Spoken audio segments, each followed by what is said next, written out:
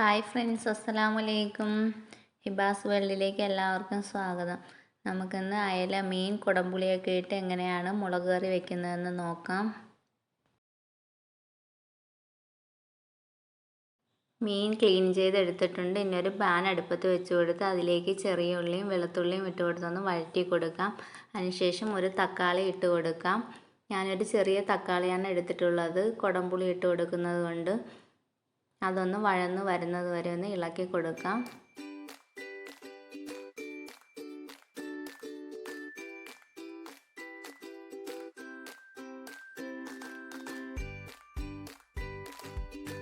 കാൽ സ്പൂൺ പച്ച ഉലുവ കൂടെ ചേർക്കുന്നുണ്ട്. അതിനുശേഷം മഞ്ഞൾപ്പൊടി, 2 സ്പൂൺ മുളക് പൊടി, 1.5 സ്പൂൺ മല്ലിപ്പൊടി, 1/4 സ്പൂൺ കുരുമുളക് പൊടി ഇട്ട് കൊടുത്ത് അതിൻ്റെ പച്ചമണം മാറുന്നത് വരെ ഒന്ന് ഇളക്കി കൊടുക്കാം.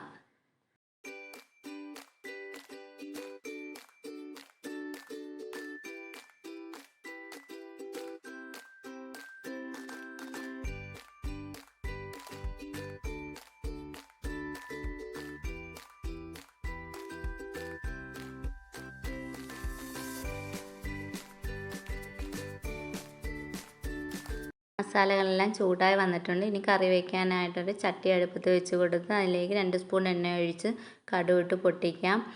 അതിനുശേഷം ഒരു ചെറിയ സവാള ചെറുതായിട്ട് കട്ട് ചെയ്തതും, ഒരു കഷ്ണം ഇഞ്ചിയും, ഒരു തണ്ട് കറിവേപ്പിലയും, കുതിർത്ത് വെച്ചിട്ടുള്ള കുടംപുളിയും ഇട്ട് കൊടുത്തൊന്ന് വഴറ്റിയെടുക്കാം. ഇനി ഇതിലേക്ക് അരച്ച് വെച്ചിട്ടുള്ള അരപ്പ് ചേർത്തൊന്ന് 1 മിനിറ്റ് നേരം ഒന്ന് ഇളക്കി യോജിപ്പിച്ച് കൊടുക്കാം. അതിനുശേഷം ആവശ്യത്തിന് ഉപ്പും വെള്ളവും ഒഴിച്ച് അടച്ച് വെച്ചൊന്ന് ചൂടാക്കാം.